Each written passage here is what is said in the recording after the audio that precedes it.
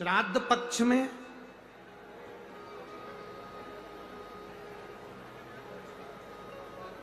मासिक शिवरात्रि आती है। बोलो, आती कि नहीं आती? अरे जम के तो बोलो जरा, आती है ना? श्राद्ध पक्ष में मासिक शिवरात्रि आती है। श्राद्ध पक्ष में तारकासुर को मालूम नहीं पड़ा कि कैसे दिन निकलते गए निकलते गए निकलते गए। एक श्वेत पुष्प तारकासुर तोड़ कर लेकर आए। श्वेत पुष्प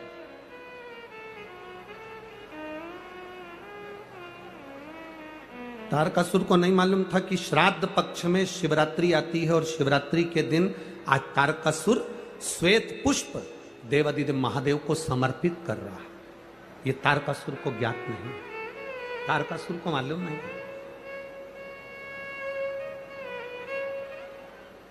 पहले तो लोग केवल एक शिवरात्रि को जानते थे। भाई बोलो, सही है कि गलत? केवल एक शिवरात्रि माघ महीने की जानते थे कि महाशिवरात्रि होती है। शिव महापुराण की कथा धीरे धीरे सुनते सुनते सुनते सुनते शिवरात्रि के महत्व को लोग जान गए। एक शिवरात्रि के एक पुष्प का वर्णन क्या कहता है हमारा शास्त्र, शिवरात्रि का एक लोटा जल क्या वर्णन करता है हमारा शिव महापुराण। तेरी कृपा बिना न हिले एक भी अणु, लेते हैं श्वास तेरी कृपा से तनु।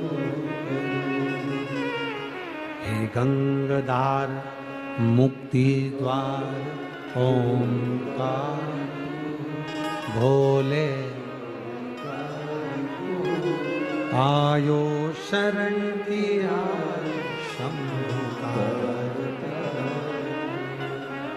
एक बेलपत्र का, एक पुष्प का क्या वर्णन है? एक पुष्प का क्या आनंद है?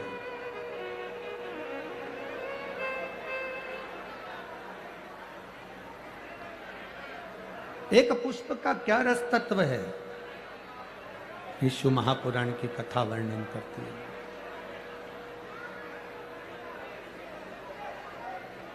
भगवान देवादिदेव महादेव की कथा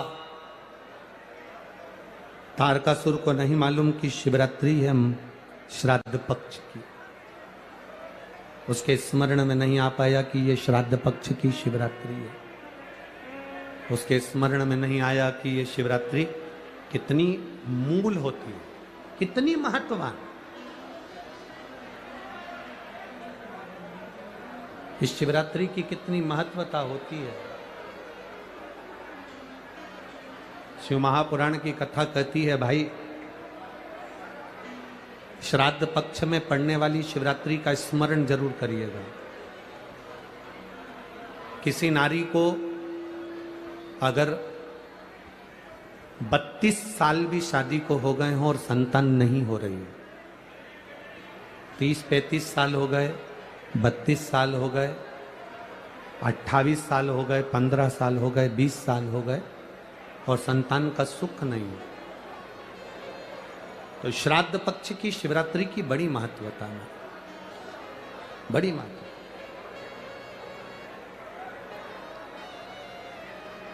तो शिवरात्रि का बड़ा महत्व है।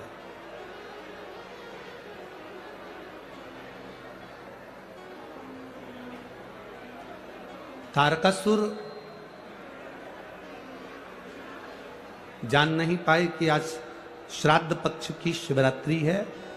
केवल एक श्वेत पुष्प, केवल एक सफेद फूल तारकासुर ने लेकर आए और बाबा देवादिदेव महादेव का जो स्वरूप था, भगवान शंकर का जो स्वरूप था, उस स्वरूप पर देवादिदेव महादेव ने शिव जी के चरणों में एक पुष्प समर्पित कर दिया। एक सफेद पुष्प, एक श्वेत पुष्प देवादिदेव महादेव को समर्पित कर, भगवान शंकर को समर्पित किया।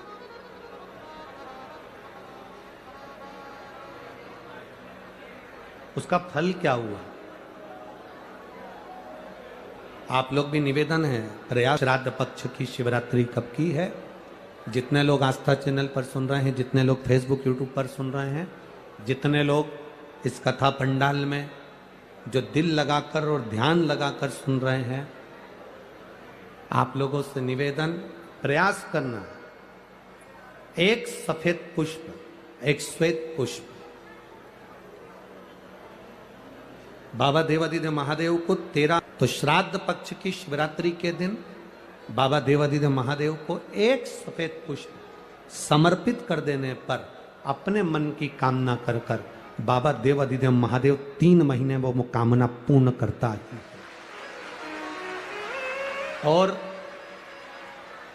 जिसके यहां पर विद्वत जन ब्राह्मण जन ने कहा हो कि पितृदोष ज्यादा है, या घर में शुभ कार्य नहीं हो रहा, या तकलीफें ज्यादा हो रही हैं, कोई बड़ी बीमारी ने अगर घेर लिया है, कोई बड़ी तकलीफ सामने आ गई हो,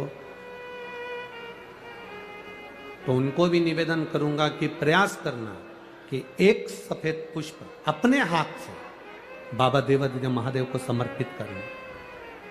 उसके बाद तुम्हें जो बड़ी बीमारी है उसकी जब शिवरात्रि पर आप समर्पित कर दो, 1 महीना पूर्ण हो जाए, अगले महीने की शिवरात्रि आए, श्राद्ध पक्ष की शिवरात्रि जाएगी, महीने की जब शिवरात्रि आए तो उसके पहले आपकी जो बीमारी है उसकी एक बार जांच कराना, बाबा देवादिदेव महादेव उस बीमारी को समाप्त जरूर करें। श्वेत पुष्प,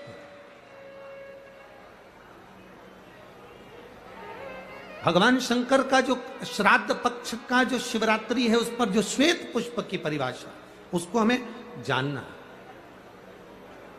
उस परिभाषा।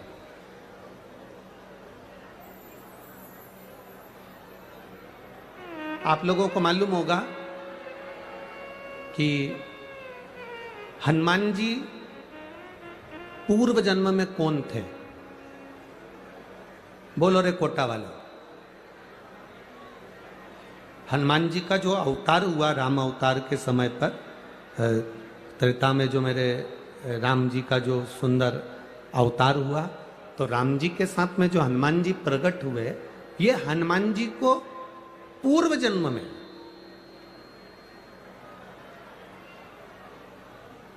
पूर्व समय में जो हनुमान जी को ये बानर का रूप मिला है, राम अवतार के समय पर हनुमान जी का जो स्वरूप प्राप्त हुआ, ये हनुमान जी पूर्व समय में किस रूप के अंतर्गत हनुमान जी को ये रूप दिया गया? ये किसका अवतार है? ये किसका स्वरूप है? ये किसका अंश अवतार है? कई लोग कह देते हैं ये शंकर भगवान के अंश स्वरूप हैं, शंकर सुमन केसरी नंदन। परशु महापुराण जिसने दिल से सुनी हो, जिसने पढ़ी हो, जिसने स्मरण किया हो, तो हनुमान जी का जो पूर्व का जो भाव है वो विश्वकपि अवतार, जो भगवान शंकर और भगवान विष्णु ने एक अवतार लिया था जिसका नाम था विश्वकपि अवतार। कौन सा अवतार है? विश्वकपि अवतार, जिसको लोग वृषकपि अवतार भी कहते हैं। कोई उसको विश्वकपि कहता है, कोई उसको वृषकपि अवतार कहता है। जब भगवान शिव जी ने और भगवान नारायण ने दोनों ने मिलकर इस सुंदर रूप को धारण करा था, कपि का मुख धारण करा था और एक असुर का संहार किया, जिसको वृषकपि भी कहा गया, जिसको विश्वकपि भी कहा गया। उस वृषकपि अवतार का रूप श्री हनुमंत लाल जी को त्रेता में प्रदान किया गया। श्री हनुमंत लाल जी, उसका चरित्र भी आगे आएगा कथा में, अपन उसको सुनेंगे कि श्राद्ध पक्ष में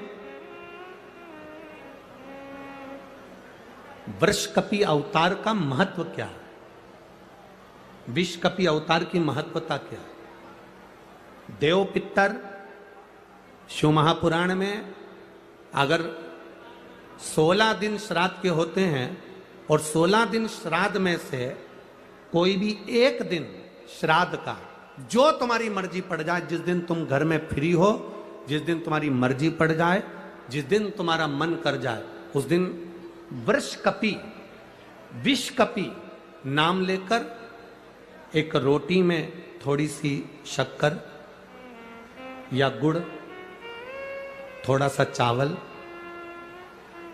थोड़ा सा अगर चावल नहीं हो तो खीर बन जाए तो ज्यादा अच्छी है, रोटी के अंदर रखकर वर्षकपी या विषकपी, भगवान शंकर का एक अवतार है नारायण के साथ में। भगवान शिव और भगवान शंकर का और नारायण का एक अवतार मिलकर हुआ था। भगवान शिव और नारायण का मिलन से 3 अवतार हुए थे। 3 अवतार हुए। एक हरिहर अवतार भी भगवान शंकर और नारायण के मिलन से हुआ। एक वृषकपी अवतार भी नारायण और शिव के मिलन से हुआ। तो जो वृषकपी अवतार है भगवान शंकर और एक भगवान नारायण और भगवान शंकर के मिलन से शरंभेश्वर अवतार भगवान शंकर का और नारायण का मिलकर हुआ है, शरंभेश्वर। ये 3 अवतार नारायण और शिव जी मिलकर बने हैं। 3 अवतार भगवान शंकर ने नारायण के साथ मिलकर लिया, शरीर एक बनाया, दोनों मिल गए, एक शरीर बनाकर जगत का कल्याण करा। रोटी हो तो रोटी, पूड़ी हो तो पूड़ी, पराठा हो तो पराठा, जो तुम बनाए हो उसमें थोड़ा सा मात्रा दूध चावल की या खीर की, थोड़ी सी मात्रा गुड़ की, और वृषकपी या विषकपी अवतार का नाम लेकर अपने दरवाजे के बाहर खड़े होकर जो गौ माता को श्राद्ध पक्ष में किसी भी दिन ये भोजन वृषकपी का नाम लेकर दे देते हैं, उसके घर में कभी संपदा की कमी नहीं आती, धन की कमी नहीं आती। श्राद्ध पक्ष का ये स्वरूप है विषकपी अवतार। एक बार सब बोलेंगे, बोल विषकपी भगवान की। अब नाम आप लोग ले जिससे आप लोगों को याद हो जाए। बोलिए विषकपी भगवान की। आप विषकपी बोल सकते हो, वृषकपी भी बोल सकते हो, वृषकपी भी बोल सकते हो और विषकपी भी बोल सकते हो, दोनों नाम में से कुछ भी। हाँ, अगर आप नेट पर सर्च करोगे या आजकल लोग क्या है, कथा सुनने के बाद नेट पर जल्दी सर्च करते हैं, तो गूगल आदि पर सर्च करोगे तो विषकपी भी आ सकता है, वृषकपी भी आ सकता है। पुराण में अगर ढूंढोगे, शिव पुराण के अंतर्गत या स्कंद पुराण में या गर्ग संहिता में या कूर्म पुराण में, बरहा पुराण में अगर आप ढूंढेंगे तो उसमें वृषकपी और विषकपी कोष्टक में बना हुआ है। पहले आएगा विषकपी, फिर कोष्टक में आएगा वृषकपी। उस अवतार का स्मरण। फिर से नाम बोलो, क्या नाम बोलना है? विषकपी। या तो विषकपी बोल लें या वृषकपी।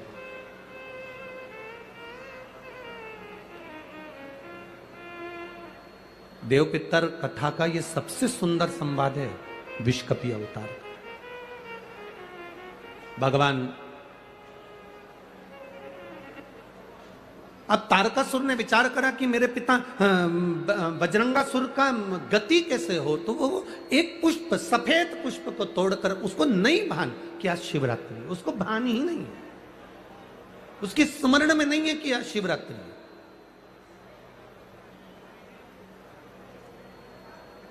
फूल तोड़ा, देवादिदेव महादेव के चरणों में समर्पित करा, शिव जी के नेत्र खुल गए।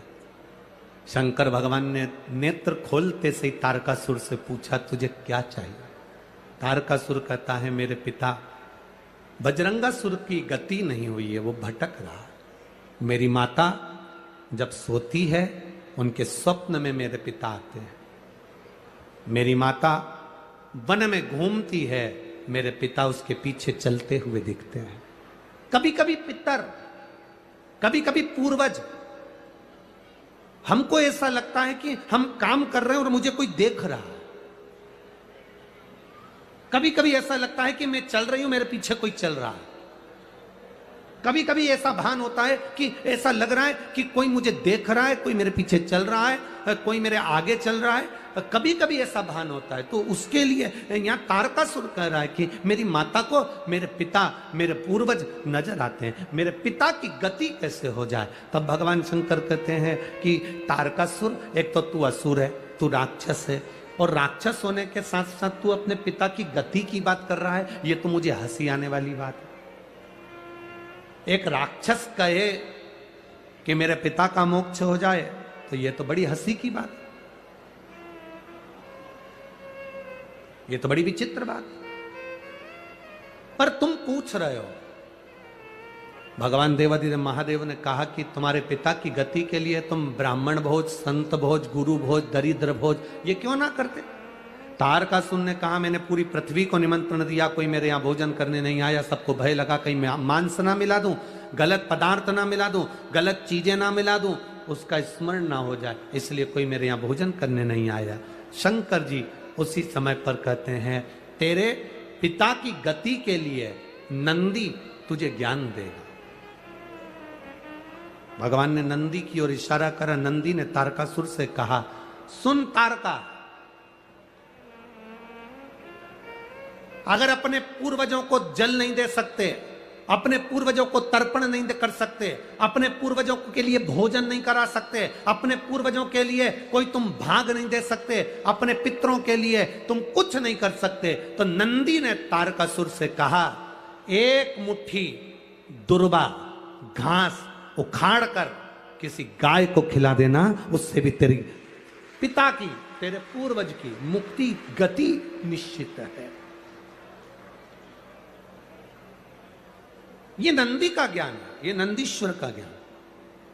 16 दिन श्राद्ध में बन सके, आप अगर किसी को भोजन करा सके ठीक है, ना करा सके ठीक है, कुछ नहीं बने तो थोड़ी सी घास, थोड़ा सा ग्रास तोड़कर गौ माता को भी खिला देने पर हमारे पूर्वजों को, हमारे पितरों को मुक्ति प्राप्त हो जाती है, मोक्ष मिल जाता है। क्यों? गौ माता के शरीर में देवताओं का निवास है, उसको जानने वाला जान सकता है, बाकी के तो लोग आज के जमाने में हम क्या कहें, केवल दुनिया के लोग एक बात कहते हैं गौ माता की जय हो, गौ माता की रक्षा हो, रक्षा हो, रक्षा हो। हर मंच पर, हर जगह पर राजनेता, सत्ताधारी सब चिल्ला चिल्ला कर कहते हैं हमने गाय के लिए यह करा, हमने गाय के लिए वो करा। अगर तुमने गाय के लिए कुछ करा होता तो रोडों पर गाय आज भी कचरा खाती हुई नहीं दिखती।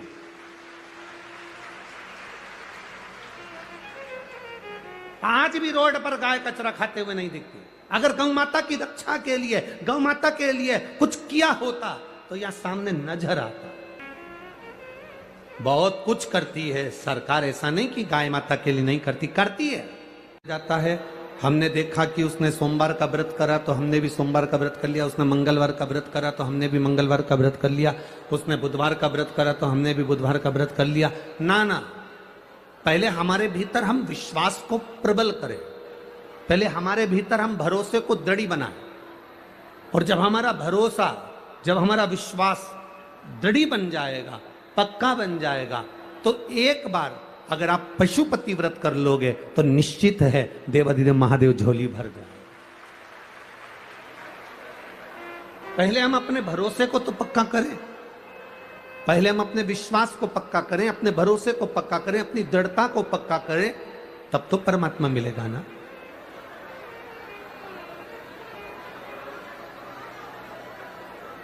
अरे मैंने तेरे ही भरोसे बाबा, तेरे ही भरोसे हवा बिच उड़ती जावांगी, बाबा डोर हथों छड़िया कटी जावांगी, भोले मैं तेरी पदम, शंभू मैं तेरी पदम। आपका विश्वास जितना पक्का हो जाए, जितना दृढ़ बन जाए, उतना दृढ़ बना लो।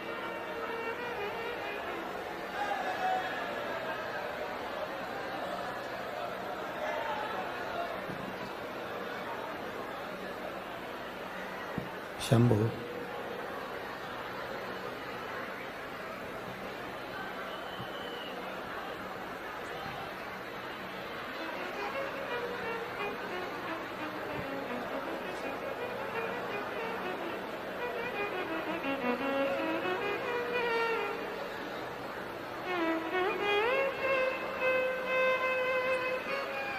शंभो।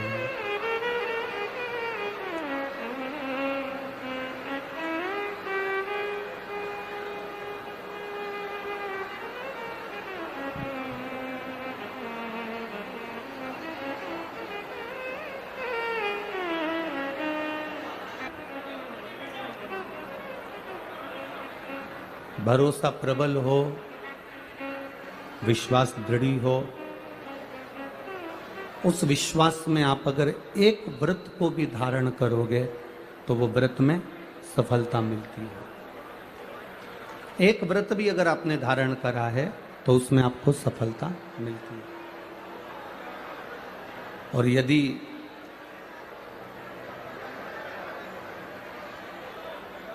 हम दिखावे के वश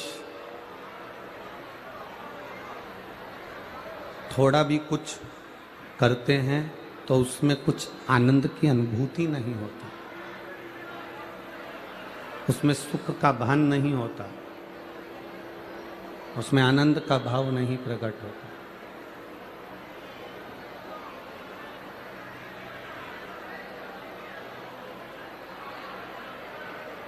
जो शंकर का भक्त होता है,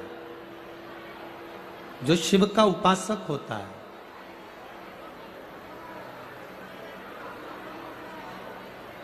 जो भगवान की अविरल भक्ति को पाने वाला होता है, वो किसी ऐसी दौड़ में शामिल नहीं होता जिस दौड़ में उसको हापड़ी भरा जाए या हाथ भरा जाए। शिव महापुराण की कथा कहती है जो दौड़ में शामिल होता है हाथ उसी को भराती है।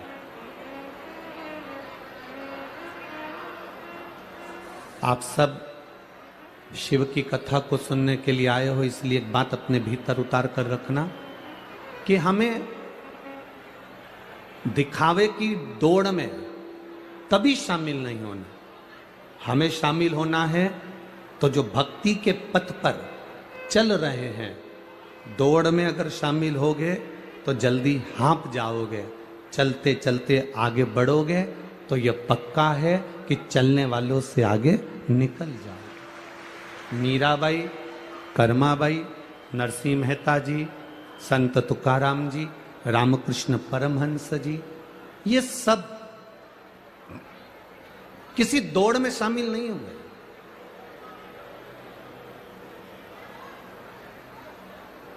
अभी एक नई दौड़ लोगों के बीच में शामिल हो गई, एक नई दौड़ चालू हो गई। कौन सी दौड़ है? तो कहा कि भगवान को मैंने तो 108 लोटा जल चढ़ाया। तो दूसरे व्यक्ति ने सुन लिया कि उसने 108 लोटा चढ़ाया तो मैं 151 लोटा चढ़ाऊंगा। एक नई दौड़ से शामिल हो गई कि उसने 108 लोटा जल चढ़ाया तो मैं 151 चढ़ाऊंगा।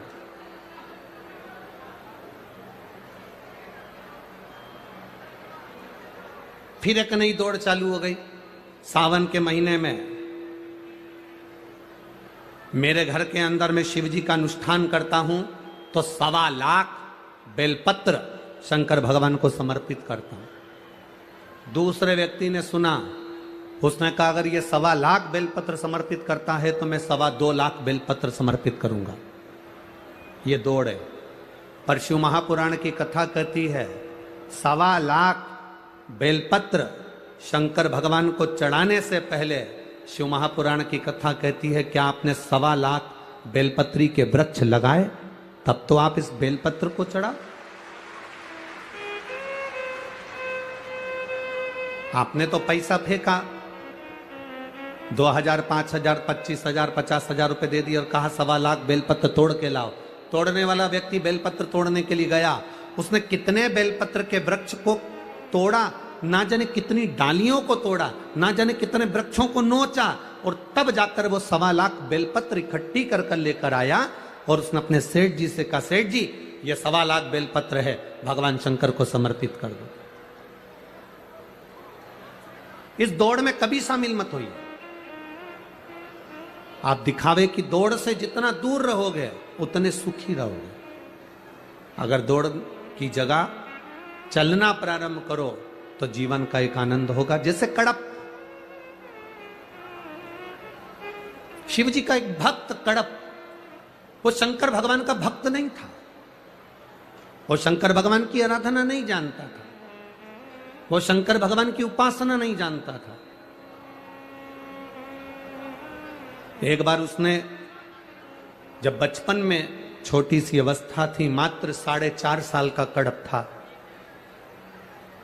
केवल 4.5 वर्ष का कड़प, 4.5 वर्ष की अवस्था में कड़प ने केवल अपनी माता के मुख से सुना था कि शंकर भगवान का एक पत्थर का शिवलिंग होता है, वो शिवलिंग में कोई दूसरा नहीं होता, देव अधिदेव महादेव उस शिवलिंग के अंदर 24 घंटे विराजमान रहता है। ये कड़प ने सुना था, ये कड़प ने धारण करा था कि 24 घंटे देव अधिदेव महादेव शिवलिंग के अंदर विराजमान रहते हैं। 24 घंटे भगवान शिव उस शिवलिंग के अंदर विराजमान रहते हैं। ये कड़प ने सुना था 4.5 वर्ष की आयु में, 4.5 वर्ष की उम्र में। हम क्यों कहते हैं कि ये छोटे छोटे बच्चों को कथा में लेकर आना चाहिए तो उनको ज्ञान प्राप्त होता है। पहले का जो समय था, जो दादियां होती थी, वो दादी अपने बच्चे को सुंदर भगवान की कथा सुनाया करती थी। आजकल ना दादी के पास फुर्सत है, ना पोते के पास फुर्सत है। दादी को मोबाइल से फुर्सत नहीं मिलती, पोते को पढ़ाई से फुर्सत नहीं मिलती, तो दोनों कहीं ना कहीं व्यस्त होते चलेगा। तो दादी आज के जमाने में अपने पोते को कोई धर्म की कथा, प्रहलाद की कथा, नरसिंह जी की कथा, ध्रुव जी की कथा, मीराबाई की कथा, कर्माबाई की कथा कोई नहीं सुनाता।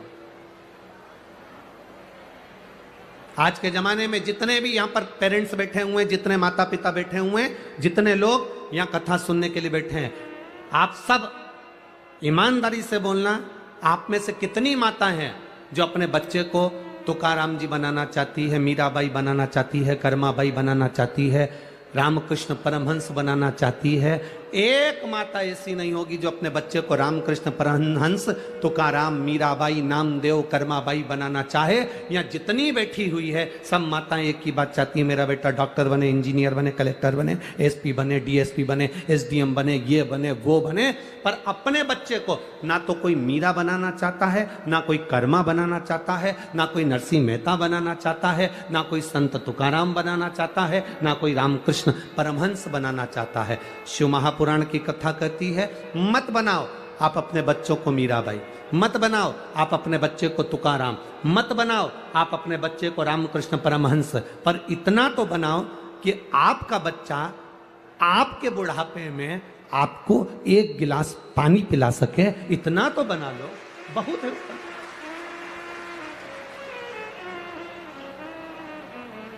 बच्चों को कार देने से पहले संस्कार देने का प्रयास करना।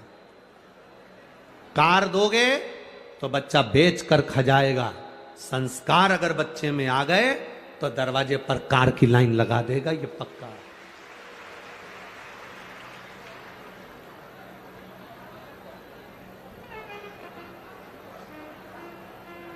किसी ने थोड़ी सी बुराई करी, किसी ने थोड़ी सी निंदा करी और आप उससे झगड़ा करने चले गए?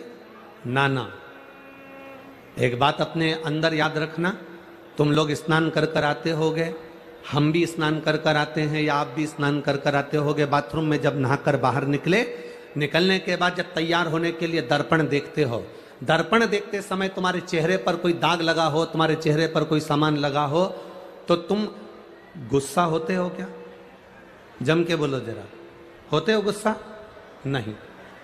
चेहरे पर अगर थोड़ा सा दाग लगा है, चेहरे पर अगर थोड़ी कोई चीज लगी है, दर्पण ने तुमको बता दिया कि चेहरे पर तुम्हारे ये लगा है, तुम गुस्सा नहीं होते बल्कि अपने चेहरे को साफ करते हो। तुम दर्पण नहीं फोड़ते बल्कि अपने चेहरे को साफ करते हो। तुम दर्पण को नहीं तोड़ते बल्कि अपने चेहरे को साफ करते हो। उसी तरह निंदा करने वाला व्यक्ति एक ऐसा होता है जो दर्पण की तरह होता है, हमारी बुराई को हमारे सामने प्रकट करता है। तो हमें क्रोध नहीं आना चाहिए, हमारी निंदा कर कर, हमारी बुराई कर कर वो सम्मुख में प्रकट कर रहा होता है। आप बनाओ अपने बच्चों को, डॉक्टर बनाओ, इंजीनियर बनाओ, सीए बनाओ, कलेक्टर बनाओ, एसपी बनाओ, तुम्हारी मर्जी पड़े जो बनाओ, पर शिव महापुराण की कथा कहती है अपने बच्चे को सर्वप्रथम संस्कारित बनाओ। संस्कारवान। जिस गांव में पानी की कमी होती है वहां की फसल बिगड़ जाती है, और जिस घर में संस्कारों की कमी होती है वहां की नस्ल बिगड़ जाती है।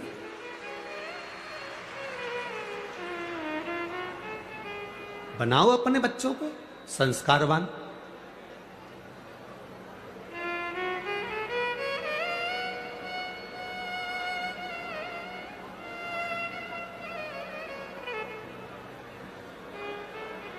अपने बच्चे को ज्ञान प्रदान करने का प्रयास करें। शिव कथा कर रही है, एक विश्वास के साथ, एक भरोसे के साथ, एक दृढ़ता के साथ। जब हम देवादिदेव महादेव के चरणारविंद का रस तत्व ग्रहण करें तो उसका एक आनंद बढ़ जाता है। महाराज,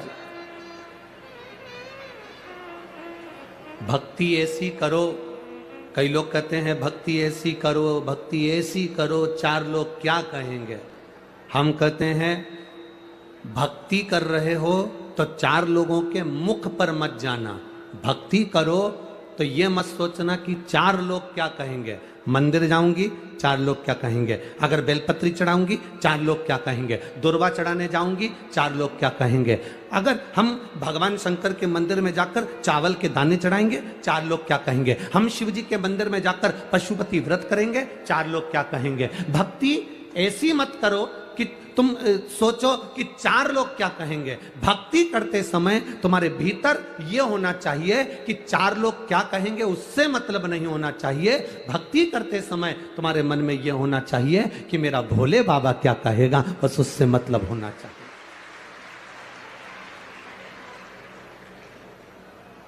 पशुपति व्रत करने से पहले तुम्हारे मन में एक भाव उत्पन्न हो जाता है, मैं करूंगी और मंदिर जाऊंगी और लोग क्या कहेंगे कि इतनी बड़ी वहां उसकी पत्नी होने के बाद, उसका पति इतना बड़ा ऑफिसर होने के बाद पशुपति व्रत कर रही है, चार लोग क्या कहेंगे। अरे ये तो दुनिया के लोगों का काम है कहना। ढोलक बजा बजा कर भजन गाओगे तो भी लोग कहेंगे बताओ ये आ गई सती सावित्री। और अगर तुम मंदिर नहीं गए, भजन नहीं गाया, भगवान की भक्ति नहीं करी तो लोग कह देंगे बताओ ये आ गई अप टू डेट मैडम, ये किसी काम की नहीं। अब बताओ, भजन करोगे तो लोग ताना देंगे, नहीं करोगे तो लोग ताना देंगे। तो हमें ये नहीं सोचना कि हम व्रत करेंगे तो चार लोग क्या कहेंगे, पशुपति व्रत करेंगे तो चार लोग क्या कहेंगे, मंदिर जाऊंगी लोटा भर के घर से जल भरकर मंदिर जाऊंगी तो चार लोग क्या कहेंगे। कई पुरुष लोग ऐसे हैं जो अपनी पत्नी से कह देते हैं मैं जाऊंगा तो दोस्त लोग हंसेंगे, दुनिया के लोग क्या कहेंगे, मोहल्ले के लोग क्या कहेंगे। अब ईमानदारी से बोलो, क्या मोहल्ले के लोग तुम्हें खाने को दे रहा है? बोलो री कोटा की जी, मोहल्ले के लोग खाने को दे रहे हैं? पड़ोसी तुम्हारे यहाँ फ्रिज ला के दे रहा है? पड़ोसी या रिश्तेदार तुम्हारे यहाँ एसी लगवा रहे हैं? अगर कोटा में लगवा देते हो तो बात दूसरी है। हमारे यहाँ सीहोर में तो कोई नहीं लगवाता। पड़ोसी ना खाने को दे रहा है, रिश्तेदार ना तुम्हारे यहाँ कूलर ला कर दे रहा है, रिश्तेदार ना तुम्हारे घर में एसी लगवा रहे हैं, ना तुम्हारा बिजली का बिल का खर्चा उठा रहा है, ना तुम्हारे पानी का खर्चा उठा रहा है, ना तुम्हारी पढ़ाई का खर्चा उठा रहा है। फिर हम क्यों सोचें कि हमारे भजन करने से, शंकर जी को जल चढ़ाने से, शिव जी के मंदिर जाने से, शंकर का गुणगान करने से, शिव महापुराण सुनने से चार लोग क्या कहेंगे। हमें यह सोचना है कि मेरा भोले बाबा क्या कहेगा। उसकी भक्ति का धारण करें, हम उसके भजन को धारण करें, हम उसके स्मरण को धारण करें, हम उसकी भक्ति को अपने भीतर उतारें, हम उसके भजन को अपने भीतर उतारें। अरे भाई, जब तारकासुर की माता ने, कल की कथा में था वारंगी, तारकासुर की माता वारंगी ने जब वारंगी ने अपने बेटे से कहा कि ऋषिवर बोले हैं, गुरुवर बोले हैं कि ब्राह्मण को भोजन कराना है, पिता के निमित्तात्र कराना है, वज्रंगासुर के अनुसार उसकी मुक्ति के लिए, उसकी गति के लिए हमें ब्राह्मण का भोजन कराना है। तो तारकासुर कहते हैं मां, कौन ब्राह्मण हमारे यहां भोजन करने के लिए आए?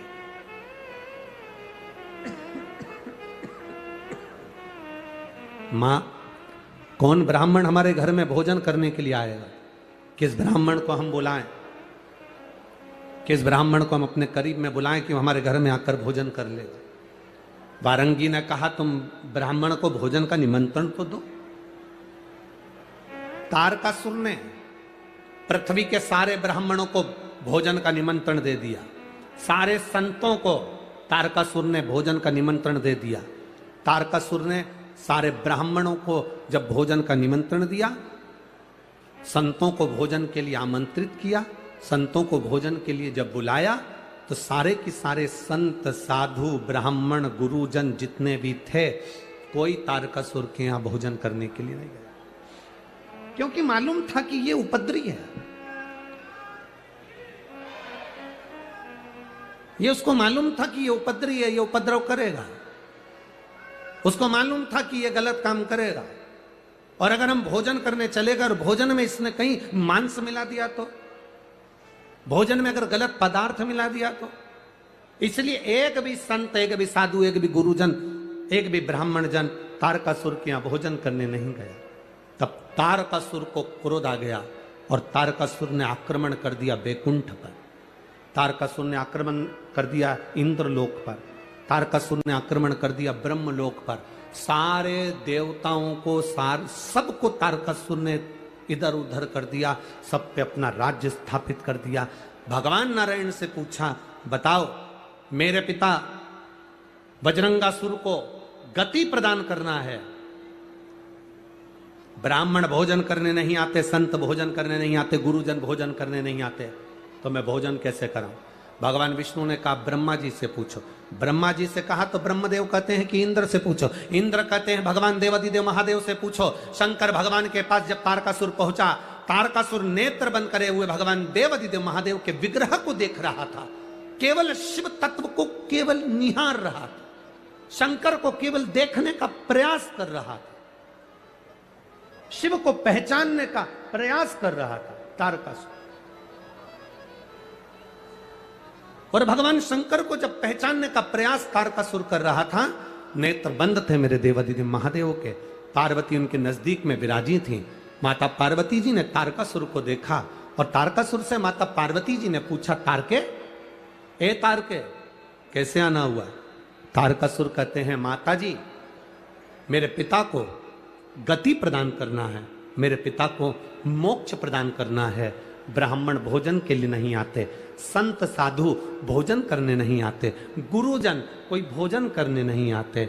मां, इसलिए मैं महादेव से पूछने के लिए आया हूं कि मैं किसको भोजन करूं, मैं किसको भोजन दूं?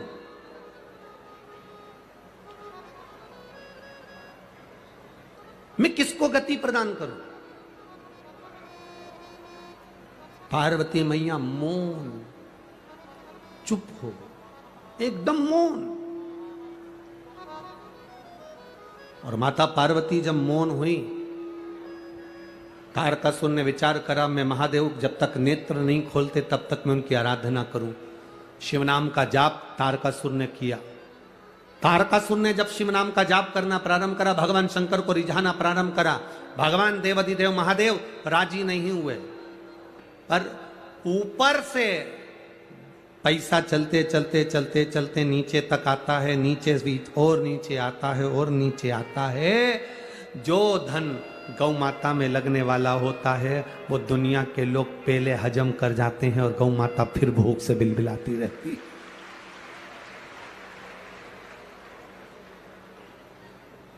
फिर भूख से बिलबिलाती रहती है। 12.5 लाख कत्ल खाने ब्रेसिंग मशीन के हो गए हैं, जो भारत की भूमि पर कलंक की तरह है।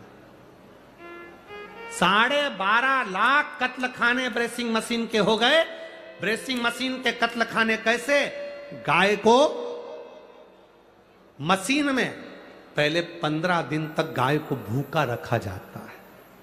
कारण गाय के सफेद मांस को लाल बनाना है, क्योंकि लाल मांस की कीमत विदेशों में ज्यादा मिलती है, इसलिए ब्रेसिंग मशीनें बनाई गई।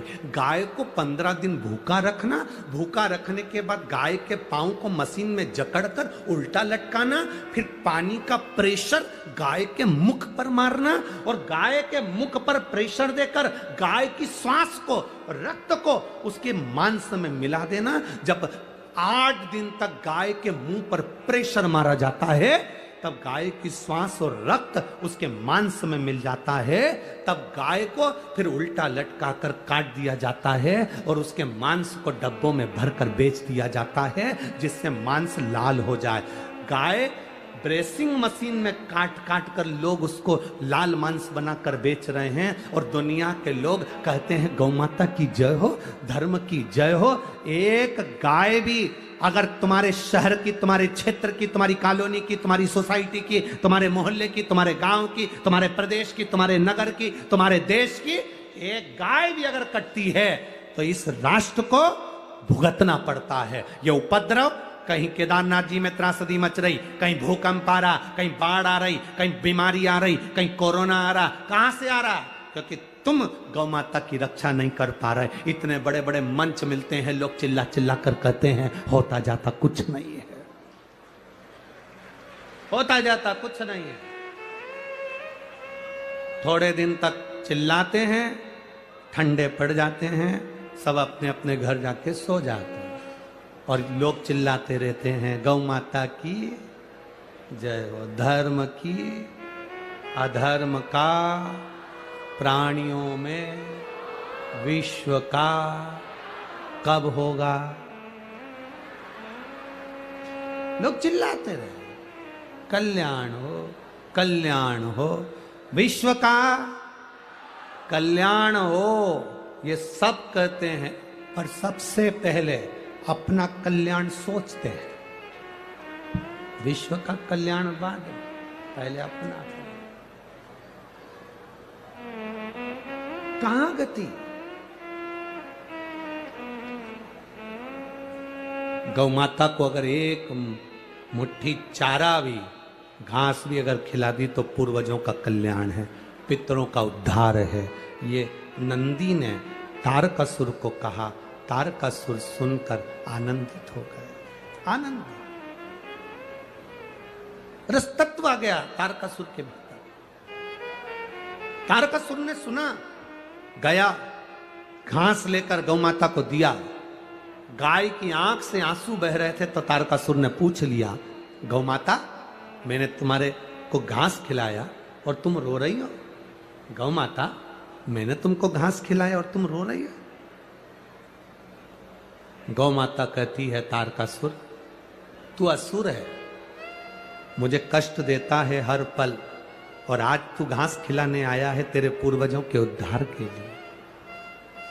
ये तारकासुर की कथा नहीं है, आप और हमारी सबकी कथा है। 16 श्राद्ध आई, दादाजी की तिथि आई, तो कंगा मंगा करके, डेंटिंग पेंटिंग करके गौ माता को बुला रही, ले आजा, आजा, आजा, ले ले ले। कोई ने पूछा, क्यों काकी, क्या कर रही हो? आज हमारे दादाजी की तिथि है, तो गाय को रोटी देना है। गाय उधर जा रही, गाय ने मुड़ के देख लिया कि आंटी जी बुला रही है, पर गाय नहीं आई। गाय के पास में बैल खड़ा था, बैल ने गाय से पूछा, वो आंटी जी बुला रही, जा क्यों नहीं रही? तो गाय बैल से बोली, ऐसी आंटी को जान दे चूल्हा में। जब 16 श्राद्ध आती है तब मेरी याद आती है अपने बुढ़े डोकरों को मोक्ष देने के लिए, बाकी के समय तो डंडा लेके दरवाजे पर खड़ी रहती है। क्या करूं आंटी का और क्या करूं अंकल का? क्यों रे अंकल और आंटी? केवल 16 श्राद्ध आई, दादाजी की तिथि आई, दादी की तिथि आई, तब गौ माता की याद आई। जब तिथि चली गई, फिर दरवाजे पर गाय आई, तो पानी डाल के, डंडा मार के, हट हट चल चल। गौ माता ने भी सोच लिया, तेरे यहां तो नहीं आऊंगी श्राद्ध में, चाहे कुछ भी हो जाए। नियम गति कहां है? अरे बाबा, शिव की आराधना का जो सुख है वो सुख कहीं नहीं। आप करो शंकर की आराधना, आप करो भगवान का गुणगान।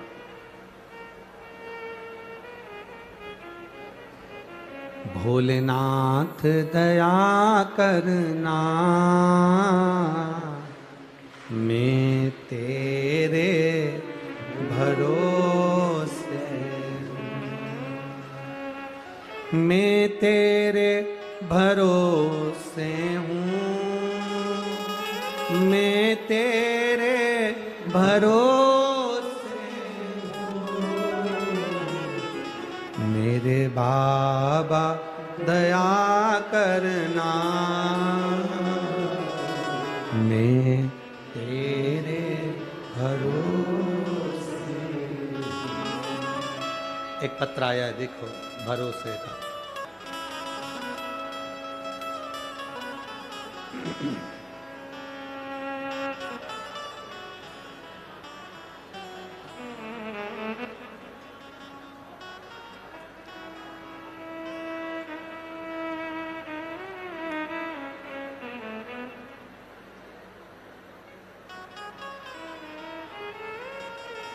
मीनू मिश्रा,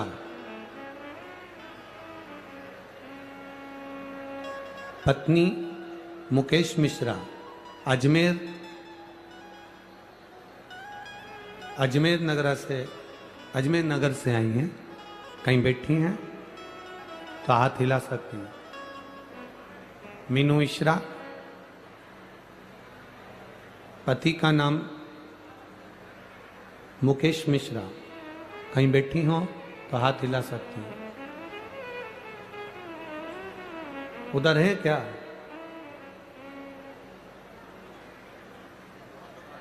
है?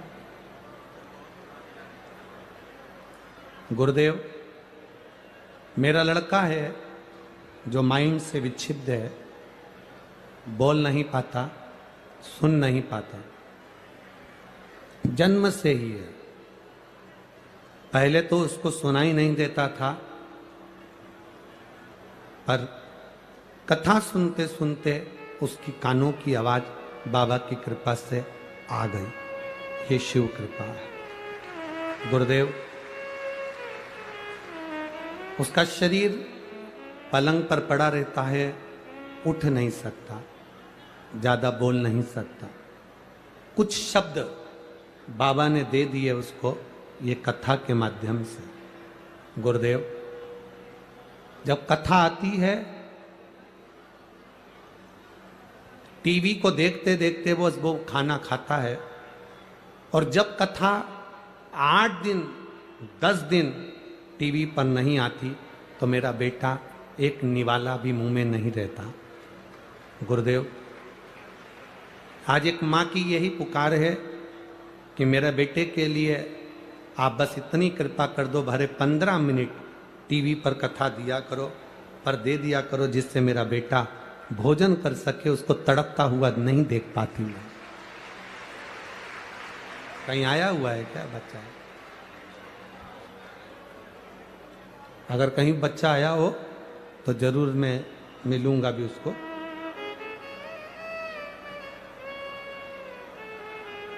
हम प्रयास करेंगे पूरा। बाबा देवादिदेव महादेव चाहेगा तो भले 15 मिनट इस बेटे के लिए दें, पर देंगे जरूर, प्रयास करेंगे उसके लिए, हम बात करेंगे। एक पत्र और बड़ा सुंदर आया है हमारा।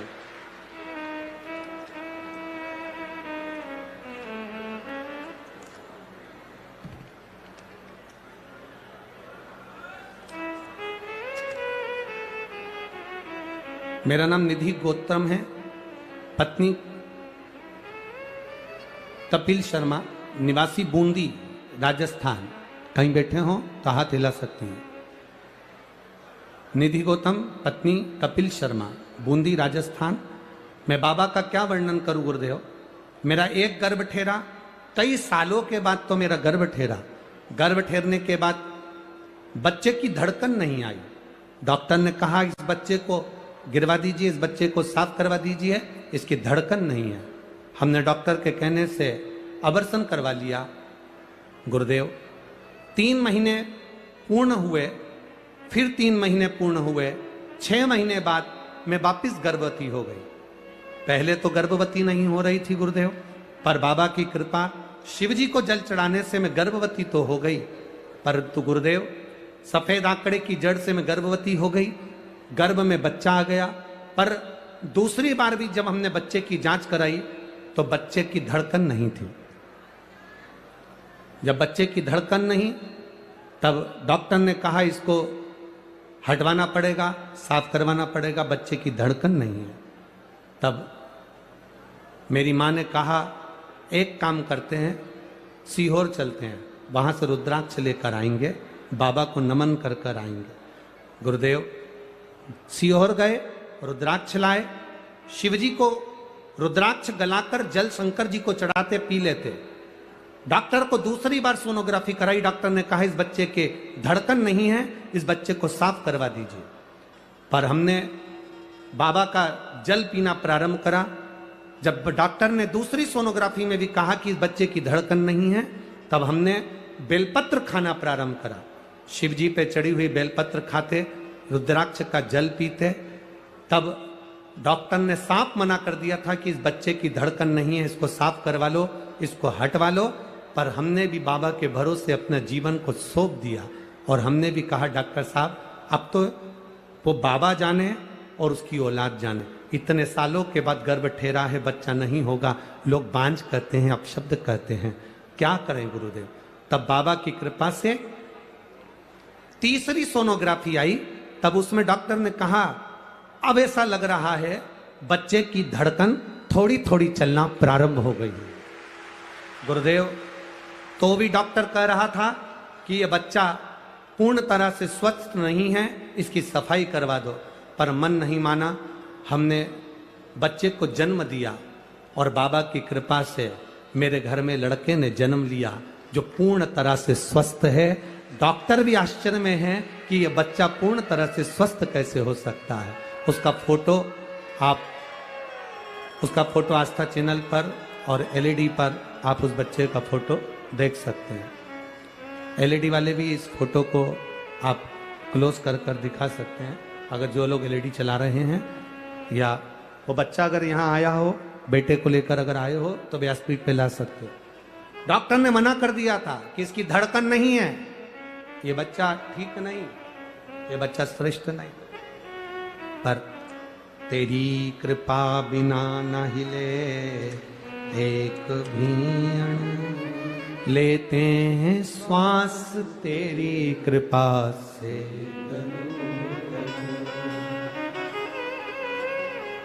देव अधिदेव महादेव से हृदय से दिल से प्रार्थना करिए, भावादेव अधिदेव महादेव से भाव से कहिए। जहाँ जगह मिले वहाँ बैठकर सुंदर श्राद्ध पक्ष की देव पितर शिव महापुराण की कथा चल रही है। आप हृदय से बाबा से प्रार्थना करिए, दिल से निवेदन करें। बोल बम का नारा है, सारी समस्या का हल। भाव से बाबा से अपनी जगह पर बैठकर प्रार्थना करिएगा, दिल से बाबा से निवेदन करिएगा, बाबा से भाव से कहिए महाराज श्री शिवाय नमस्तु, श्री शिवाय नमस्तु, श्री शिवाय नमस्तु, श्री शिवाय नमस्तु, श्री शिवाय नमस्तु। भोला सब दुख काटो हमारा, ओ भोला सब दुख काटो हमारा। शिव शंकर जप तेरी माला, भोले बाबा जप तेरी माला, भोला सब दुख काटो हमारा, ओ भोला सब दुख काटो। वेश है मंगल मंगलकारी, वेश है मंगल मंगलकारी, शमशान वासी हमारा, शमशान वासी हमारा, ओ भोला सब दुख काटो हमारा, ओ भोला सब दुख काटो। शिव कथा कह रही है। तारकासुर एक मुट्ठी घास खिलाकर अपने पिता बजरंगासुर का गति प्रदान कर देता है।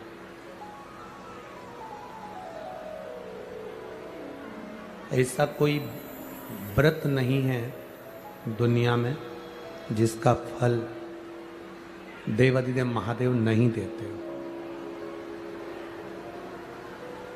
ब्रह्मा जी और भगवान विष्णु ने मिलकर एक पर्वत को घुमाया और उस पर्वत को घुमाकर शिवलिंग की उत्पत्ति हुई। एक शिवलिंग प्रकट हो गया।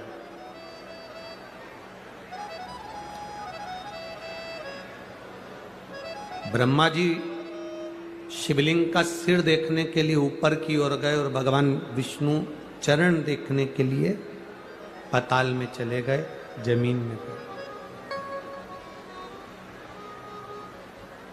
कभी जिंदगी में सबकी परीक्षा लो, पर महादेव की कभी परीक्षा मत लो।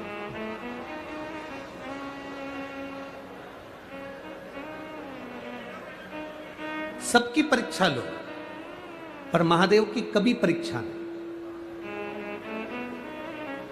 महादेव की परीक्षा लेने से अच्छा है कि हम महादेव की प्रतीक्षा करें। परीक्षा में जो सुख नहीं है, शंकर भगवान की प्रतीक्षा में वो सुख है। एक पत्र किसी ने भेजा, उस पत्र में उन्होंने लिखा,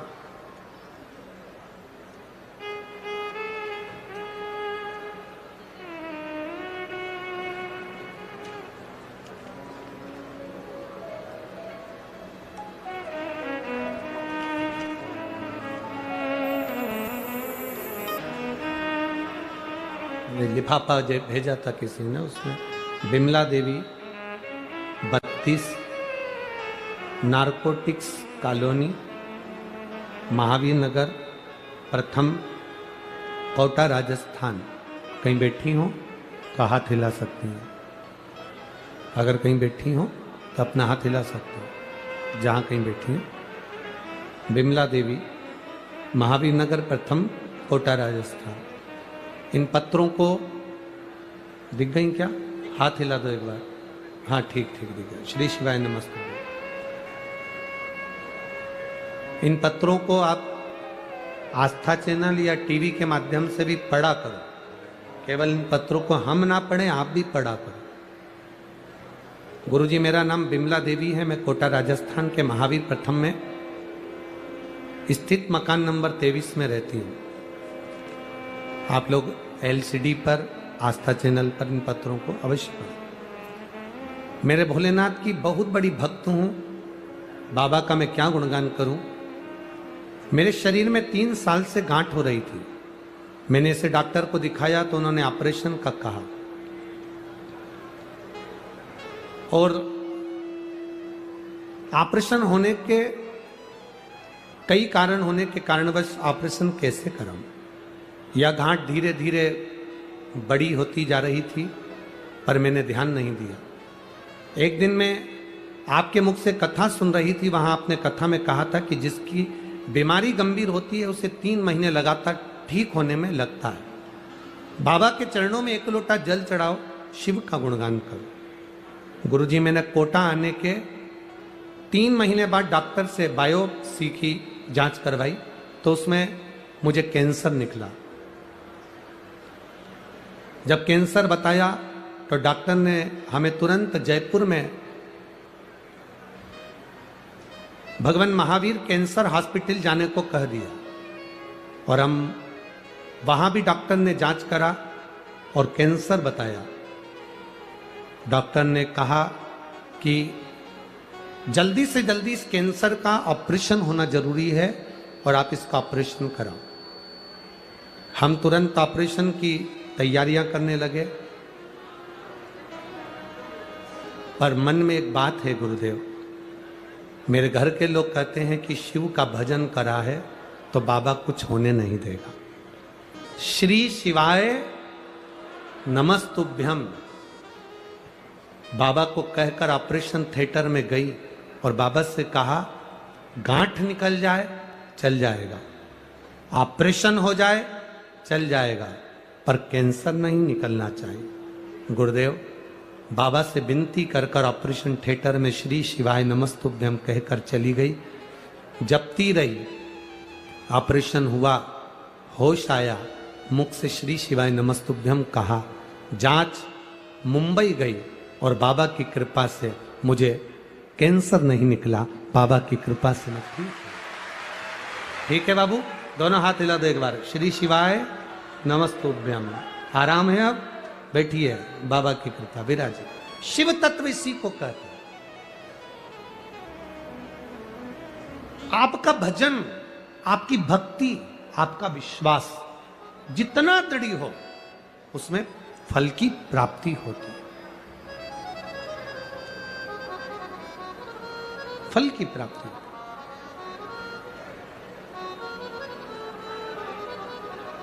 महाराज, खाली न जाता कोई दर से तुम्हारे, खाली न जाता कोई दर से तुम्हारे, मैं भी खड़ी हूँ नन्ही बाहें पसारे।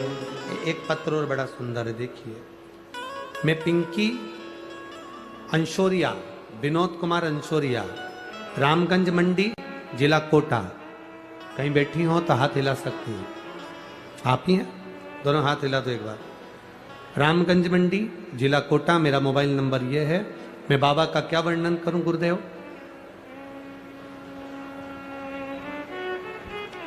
ग्यारह महीने का गर्भाशय में गठान बताई थी। डॉक्टर ने कहा था गठान का ऑपरेशन करना जरूरी है क्योंकि गठान साधारण नहीं है। जब डॉक्टर ने डरा दिया, ऑपरेशन की तैयारी होने लगी, तब मैंने भी बाबा पर भरोसा कर कर 1 लोटा जल चढ़ाना प्रारंभ करा, क्योंकि मेरी पड़ोसन कहती थी शिव पर करा भरोसा कभी टूटता नहीं, वो सीवर वाला महाराज कहता है। तो चढ़ा जल और बाबा को जल चढ़ाना प्रारंभ करा।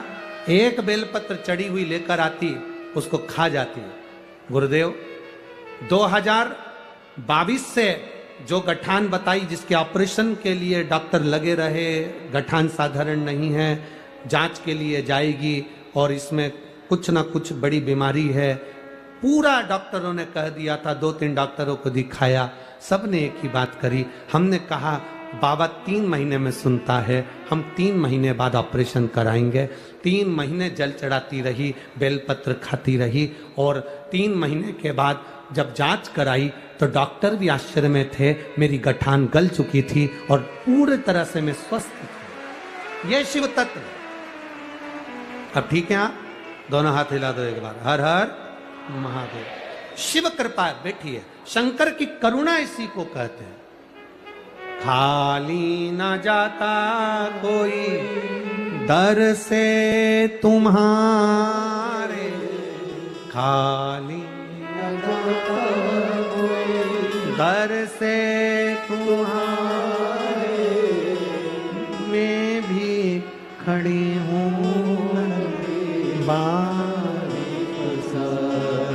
ये वो बच्चा है जिसको डॉक्टर ने कहा था कि इसका शरीर बेकार है, धड़कन नहीं है, ये जिंदा नहीं रहेगा। ये वही बच्चा है जिसको डॉक्टर ने कह दिया था इसको साफ करवा दीजिए, ये बच्चा जन्म नहीं लेना चाहिए।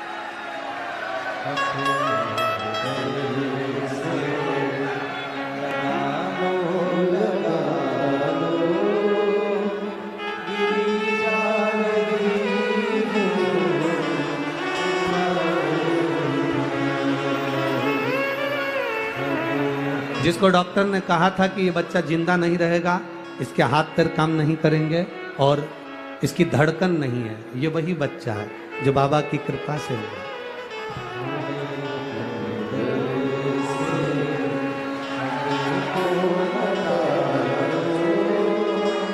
शिव तत्व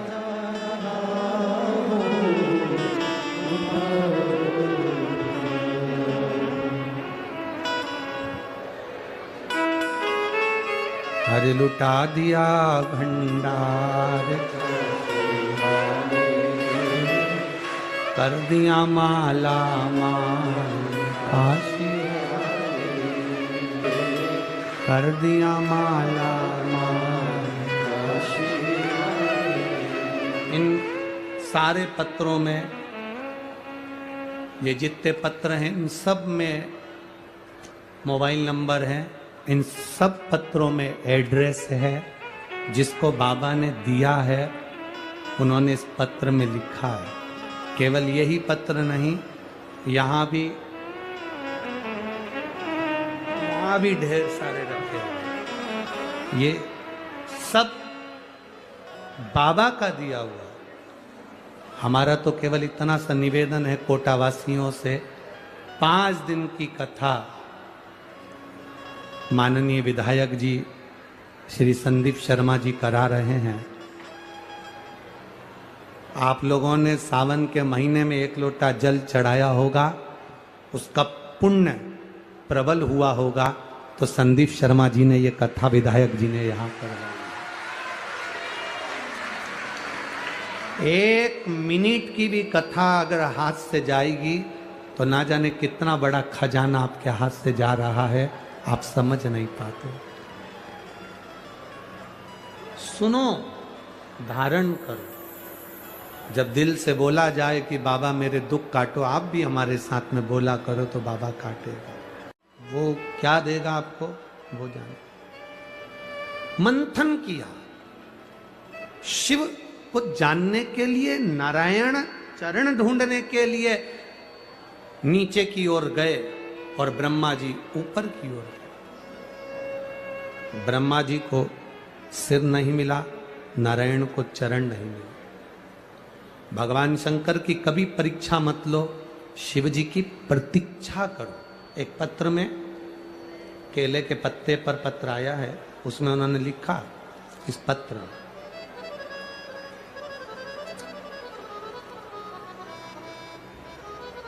मैं इंदिरा मार्केट में रहती हूं। इंदिरा मार्केट यही है कोटा में। मैं रितु शर्मा हूं। रितु शर्मा है, बिल्लू शर्मा है। मैं टीवी पर कथा सुनती हूं, कहीं बैठी हूं तो हाथ हिला सकती हूं। मैं बाबा से रोज कहती थी, गुरुजी वो सियोर वाला महाराज कहता है जो मांगो वो मिलता है, मुझे 3 मंजिल का मकान दो। गुरुदेव, मेरे घर के लोग कहते थे ऐसा होता है क्या, फालतू की बात है, ऐसे तो ना जाने कितने महाराज आते हैं टीवी पर बोलते रहते हैं, क्या होता है। परंतु गुरुदेव, बाबा को जल चढ़ाने का फल क्या होता है कोई मुझसे पूछे, बाबा ने मुझे दे दिया, ये बाबा की कृपा। शिव तत्व इसी को कहते हैं। औघड़ी है शंभु शंकर त्रिकालदर्शी, कैलाशी, आप जिस विश्वास के साथ, आप जिस भरोसे के साथ उसका भजन करते हो, आप जिस भरोसे के साथ उसको भजते हो, वो खाली कैसे छोड़ दो? मेरी जीजियों और मेरे जीजाओं, ग्राउंड में भले जगह नहीं हो, पर मेरे भोलेनाथ के दिल में तुम्हारे लिए बहुत जगह है, बहुत जगह। आपका भरोसा कम नहीं होना चाहिए। कोई कह दे कि शंकर के मंदिर जाने से क्या होता है, कोई कहे शिव जी को दिया लगाने से क्या होता है, कोई कहे शंकर को जल चढ़ाने से क्या होता है, कोई कहे शंकर के मंदिर में जाने से क्या होता है, उससे कह देना हम मंदिर जाते हैं, हमारे पांव से जाते हैं, हम भजन करते हैं, हमारे मन से करते हैं, तो तुम बोलने वाले कौन होते हो कि मंदिर मत जाओ, देवालय मत जाओ, शिवालय मत जाओ?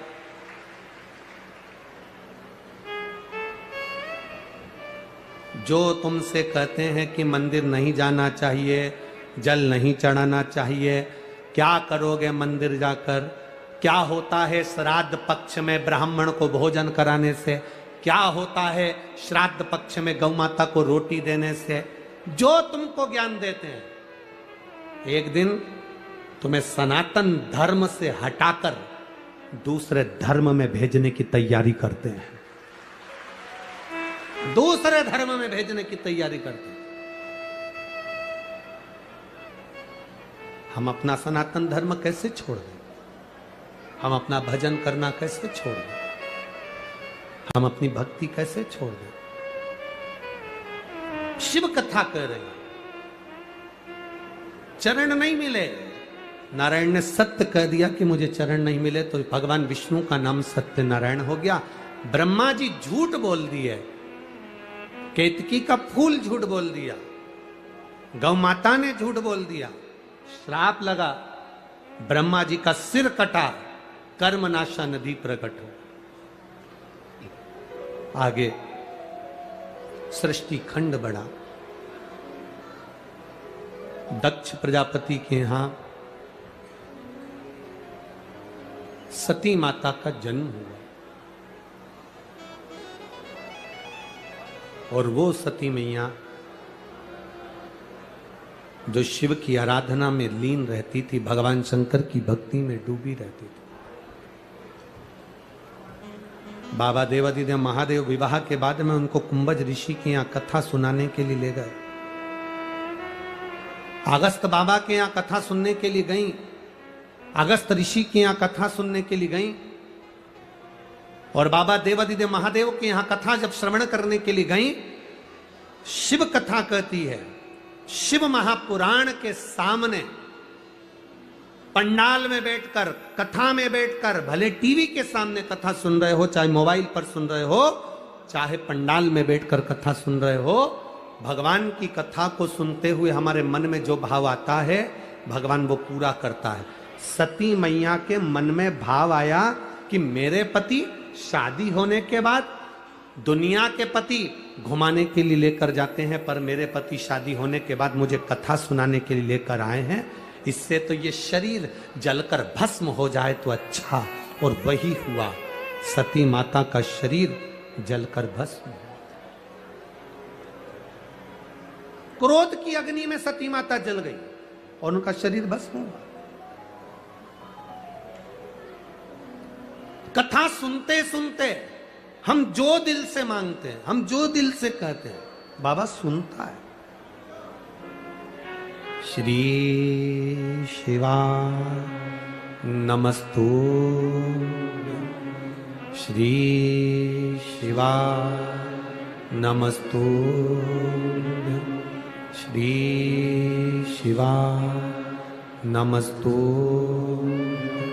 श्री शिवा नमस्तु, श्री शिवा नमस्तु।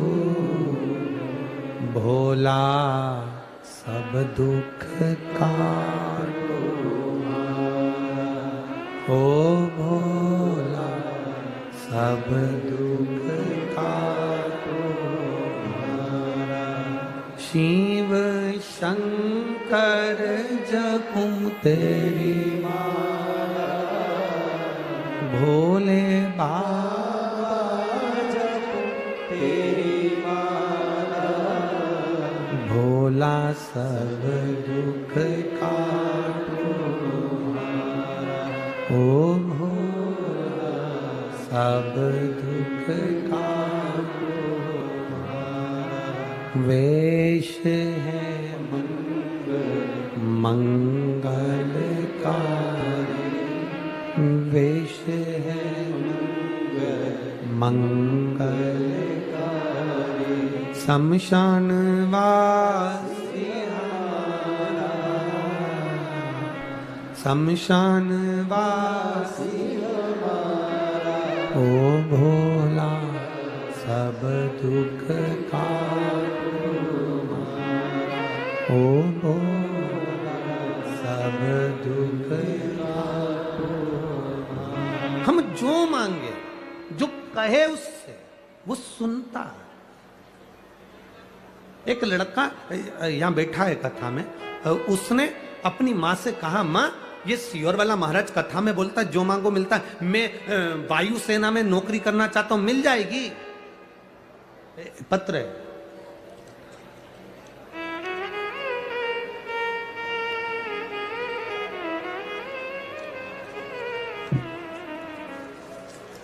मैं वायुसेना में नौकरी करना चाहता हूं, मिलेगी क्या?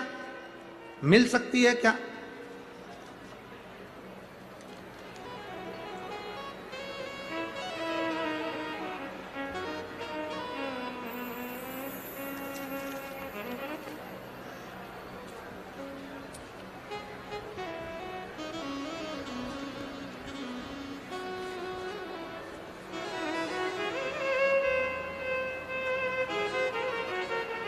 शंभो शरणे पड़ी मानो घड़ी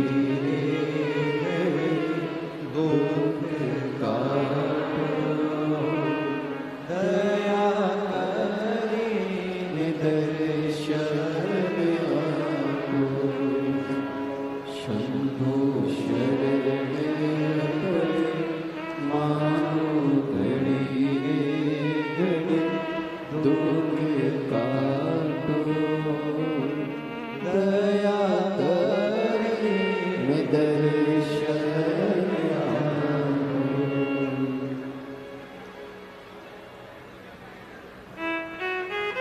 नीलेश राठौर सुसनेर से हैं। नीलेश राठौर, मेरा भाई का नाम नीलेश राठौर है गुरुजी।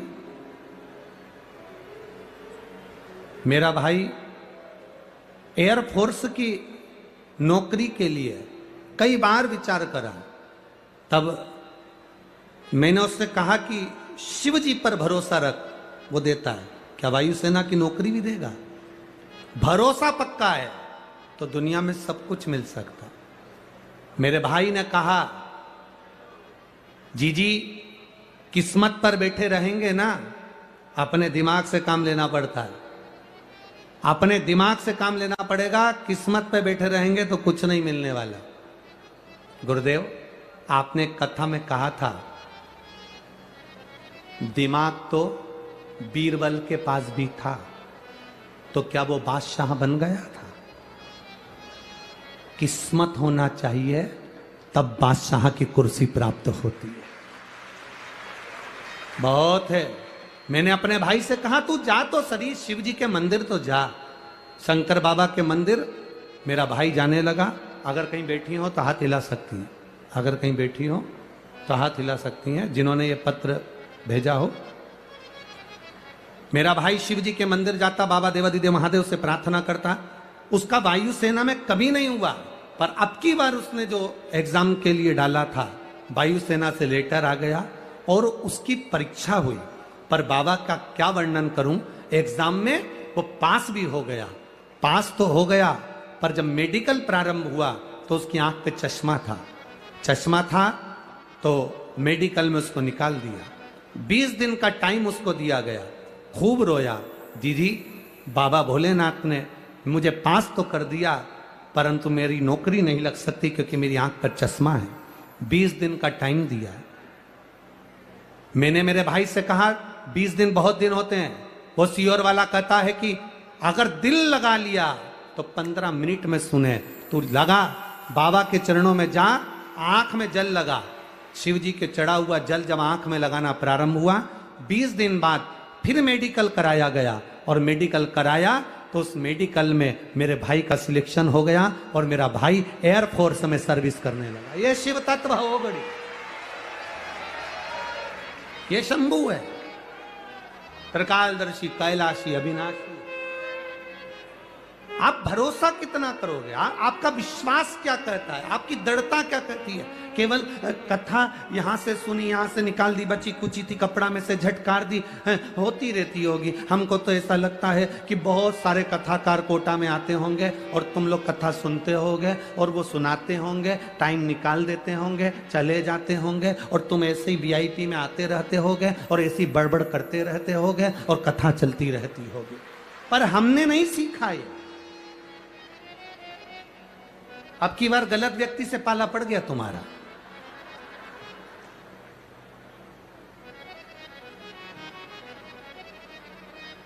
कल से एक निवेदन आप सबसे, जिसको कथा सुनना है वो ही पंडाल में बैठे, बाकी के कोई अंदर मत आओ।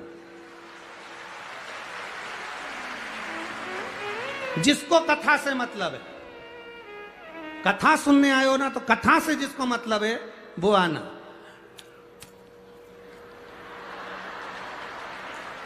बिल्कुल मत। 4 घंटे तक का टिकट क्या करे कथा का?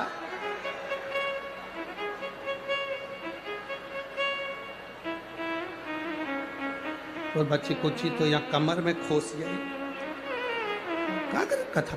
कथा सुनने आयो, कथा दिल से सुनना। कथा कहते हैं, भरोसे से कहते हैं, और आपको भी कहकर जा रहे हैं, दिल से सुनना।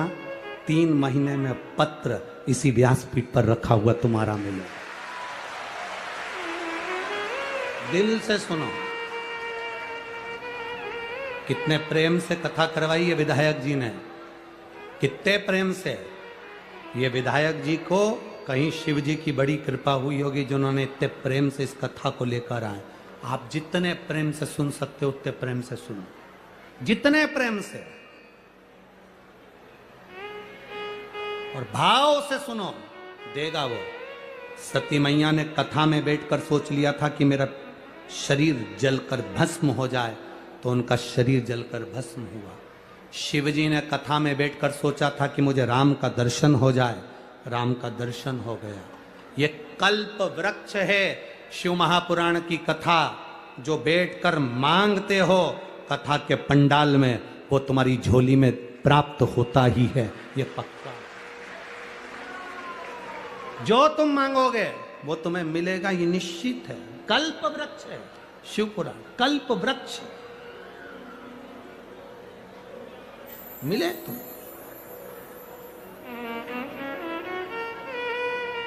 आया समय, सती मैया जलकर भस्म हो गई, का हिमालय राज के यहां पर जन्म लेने की तैयारी कर। पितृलोक में जो पितृ निवास करते हैं उनकी 3 बेटी हैं, मैना, धन्या, कला। पितरों की 3 बेटी हैं, मैना, धन्या और कला। सनकाद ऋषि जा रहे थे, मैना, धन्या, कला अपने लहंगे से पहनकर जा रही थी। उनकी लहंगे की चोट सनकाद ऋषि की जंघा पर पड़ गई, जंघा पर। जब बेटा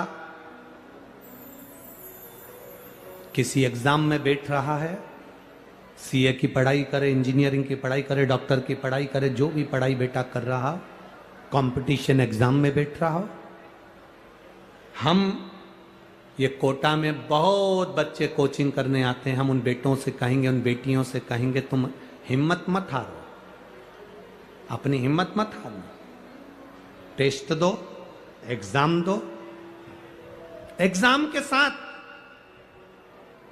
पढ़ाई के साथ देवाधिदेव महादेव पर भरोसा रखो, विश्वास पक्का रखो।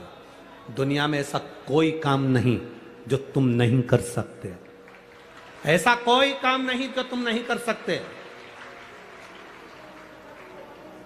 जरा सा टेंशन आया, डिप्रेशन आया और अपने प्राणों को त्याग दिया, मां बाप के बारे में सोचा ही नहीं, ये श्रेष्ठता नहीं है। हिम्मत मत हारो। मेरा माताओं से निवेदन है, तुम्हारा बेटा कहीं पर भी पढ़ाई कर रहा हो, कहीं पर भी विद्या अध्ययन कर रहा हो, कहीं पर भी वो कंपटीशन एग्जाम में बैठ रहा हो, किसी भी जगह पर कंपटीशन एग्जाम में वो बैठे, मेरा माताओं से निवेदन है, श्राद्ध पक्ष में 3 सफेद फूल, 3 चावल के दाने, 3 सफेद फूल, 3 चावल के दाने एक कटोरी में अपने दरवाजे के नजदीक में अंदर की ओर उसको रखो।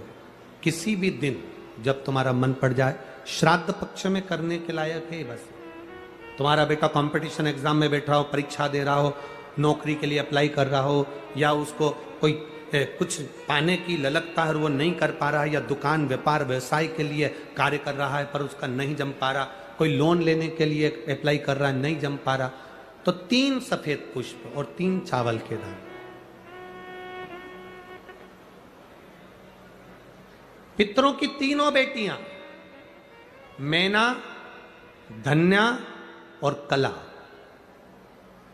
नाम बोलिए फिर से, मैना, धन्या और कला, पितरों की 3 बेटियां। इन तीनों बेटियों का नाम लेकर दरवाजे के पास में कटोरी को रखकर, जो बेटा जो बेटी जो कंपटीशन एग्जाम में बैठ रहे हैं या कुछ ना कुछ करने की उनकी ललकता है, उस बेटा बेटी का नाम स्मरण गोत्र बोलकर उसी चावल और पुष्प को बाबा देवाधिदेव महादेव के मंदिर में भगवान श्री नंदीश्वर को स्पर्श कराकर शिव जी की अशोक सुंदरी वाली जगह, अशोक सुंदरी की जगह मालूम है ना सबको, अशोक सुंदरी का स्थान, अशोक सुंदरी वाली जगह पर उसको समर्पित कर दो। 3 महीने के अंदर बाबा देवाधिदेव महादेव उसकी नैया पार जरूर करेगा, निश्चित। पर इसके साथ में उसकी मेहनत, उसकी लगन, उसका भरोसा, उसकी दृढ़ता, उसकी पढ़ाई पक्की होना चाहिए, उसका कर्म पक्का होना चाहिए, उसकी मेहनत पक्की होना चाहिए। कितने पुष्प, कितने चावल, नाम बोलिए, जम के बोलो जरा, इधर वाले भी और इधर वाले भी सब बोलो, मैना, धन्या और कला। ये 3 बेटी पितरों की 3 लड़कियां हैं जो पितृलोक में निवास करती हैं। इनके नाम स्मरण कर कर समर्पित करना पड़ा। समय आया, तीनों देवियों को श्रापिता लगी तो वो भूमि पर आई और उनकी गोद में, मैना की गोद में माता पार्वती जी का जन्म हुआ। माता पार्वती जब बड़ी हुई, भगवान शिव के प्रति उनकी लगन हुई और शंकर भगवान के साथ में माता पार्वती जी का मंगल विवाह हो रहा है। जोरदार ताली बजाकर शिव पार्वती के मंगल विवाह का स्मरण करें। कथा देव पितर शिव महापुराण की कथा जो चल रही है, बहुत सारी कथा कल प्रसंगों में अपन लेंगे, उसका स्मरण करेंगे। पार्वती जी शिव जी के गले में जयमाला पहना रही हैं, जोरदार ताली बजाएं। भगवान शंकर के गले में जयमाला दे रही हैं। भगवान देवाधिदेव महादेव माता पार्वती जी के गले